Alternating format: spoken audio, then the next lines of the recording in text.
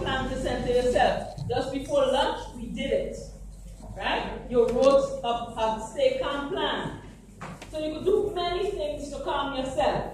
Right? You can breathe, you can sit down, you can meditate, you can just stay quiet and center yourself and get into your inner world. Right? So center yourself. So that's the first thing you want to do. Center yourself. The A, you're going to articulate your truth. Right? You're going to speak your truth. And I'm going to give you a method to do that. So you're going to speak your truth. A is to articulate your truth. Right? And I'm going to give you a method to do that. So articulate your truth. After you calm yourself, you want to receive the truth of the other person. Receive the truth of the other person. So obviously you're in dialogue now.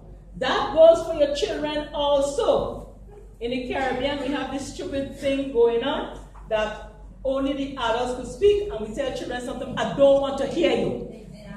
I don't want no explanation. I'm speaking now, you hush your mouth. And you need never give them an opportunity to say anything. Alright? And then, your A. You're going to agree, even to disagree, but you're not going to assume anything. Alright? So you're not going to assume anything. So you're going to center yourself, which means if you center yourself, you're going to calm your nervous system. Right? And you're going to get access to your frontal lobe of your brain when you calm your nervous system. So you're going to empower yourself to use the tools that God has given you. You're going to say your truth.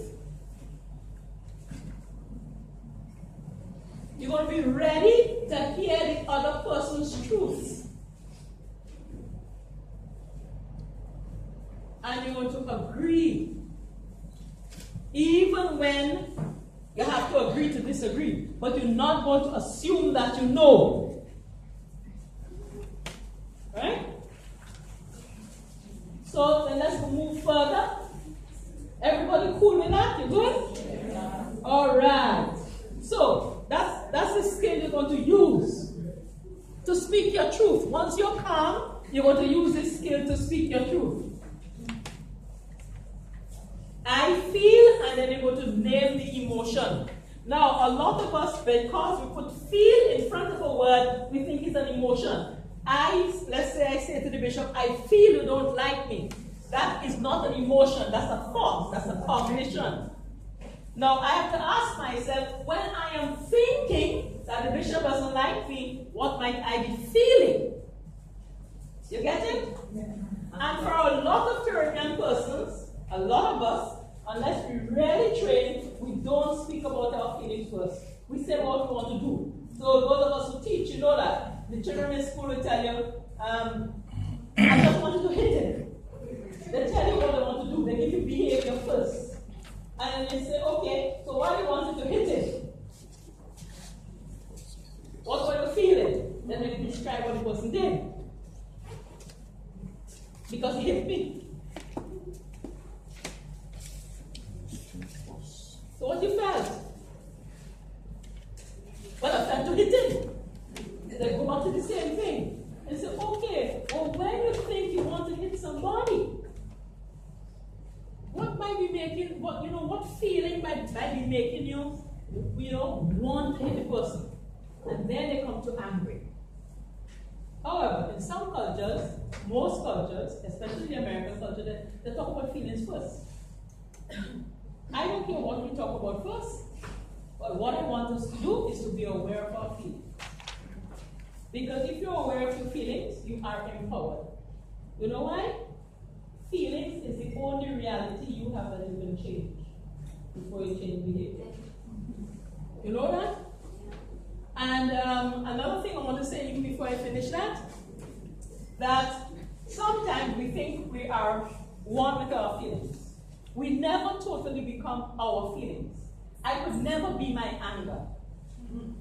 I experience anger, but I am much more than my anger. Much, much more than any emotion I would experience.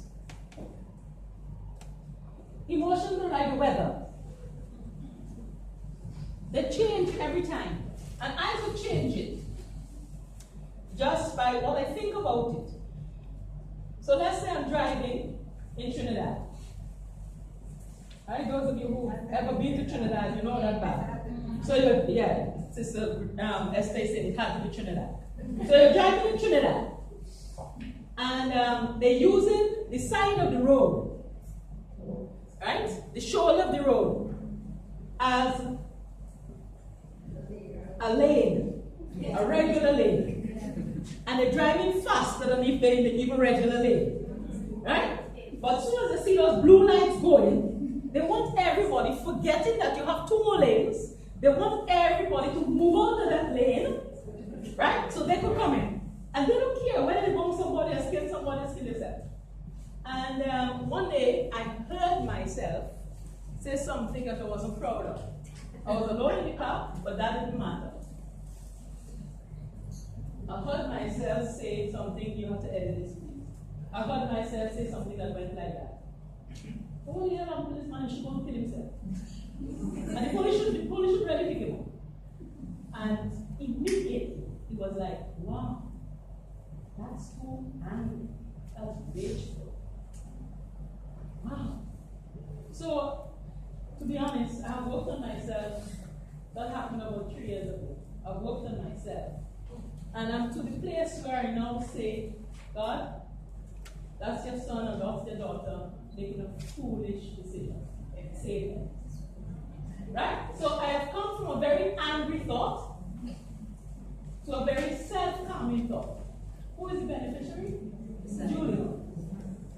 So I don't keep myself in that place. Now, if I had to speak to that person, I would say to that person, I felt very nervous when you were driving in that lane so fast. Right? So I'm describing what they did. And I would like you to consider what you're doing. You know, make a different decision.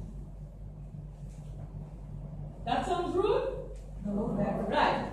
It sounds as if you're using your big voice, meaning you're using your assertive voice. No. Yes, you're using your assertive voice. What voice you want to use? You call someone, you see the hell what you make me do, right? You're driving in the lane fast. What happened? You want me to want to kill myself? You're stupid or what? Right? That is the big voice you want me to use? But that's not big voice. That's your weakest voice. Because it's your aggressive voice. Right? You are not empowered by that voice. You berate people by that voice, and you berate yourself. So you don't want to go there. You want to do what you did before lunch. You want to calm yourself. You want to take a nice deep breath. Right? Get the parasympathetic nervous system working. Say it is okay. And then you want to work with that. Right? You want to work with it. You want to do the same thing at home with your children and your spouses and your grandchildren. So, I have my little Akel. He's a figurative son I have. I always walk with him. Right? Akel, I'm speaking to you. And you're rolling your eyes up in the sky. And you're attempting to walk away. When you do this, I feel ignored. What I would like you to do is to stand still. Look at me.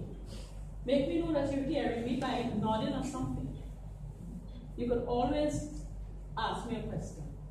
And when I'm finished, ask Mommy, can you leave?